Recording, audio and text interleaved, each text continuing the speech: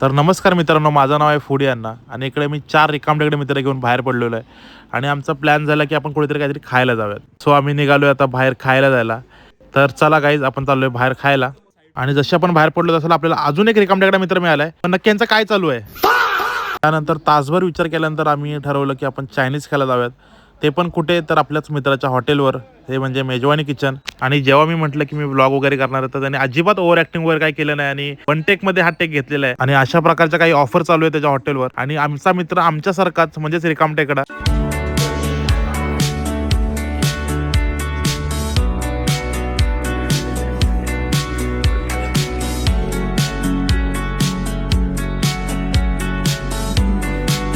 आणि पताच्या दुकानात सर्वात फेमस असलेला राईस म्हणजे पॅकिंग राईस, आणि त्याचा रिव्ह्यू देतो आदित्य. त्याला खूप आवडलेला आहे. आणि प्रफुल ट्राय करत होता मलेशियन राईस आणि त्याला सुद्धा आवडलेला आहे. आणि मी ट्राय करत होतो बाबा सूप. आणि बाबा सूपची क्वांटिटी बघू शकता तुम्ही. एक जर बाबा सूप तुम्ही खाल्लात एकट्याने, तर मला वाटतं जेवायची पण तुम्हाला गरज नाही आहे, एवढी क्वांटिटी आहे. 350 वर्षांपासून जी परंपरा चालत आलेली आहे ती म्हणजे जेवताना तारक मेहता बघायची, ती कंटिन्यू होती इथे. आणि जेव्हा मुलांना कळालं की सोबत सुद्धा खायला येतोय, काय स्पीडमध्ये लॉलीपॉप गायब झाले टेबलवरून बघू शकता तुम्ही.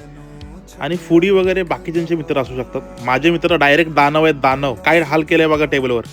कसं होतं? एक नंबर होता, मला तर प्रचंड आवडलं. तुम्हाला सुद्धा जर ट्राय करायचं असेल तर नक्की भेट द्या मेजवानी किचन. आणि हा, फूडी अण्णाला फॉलो करायला विसरू नका.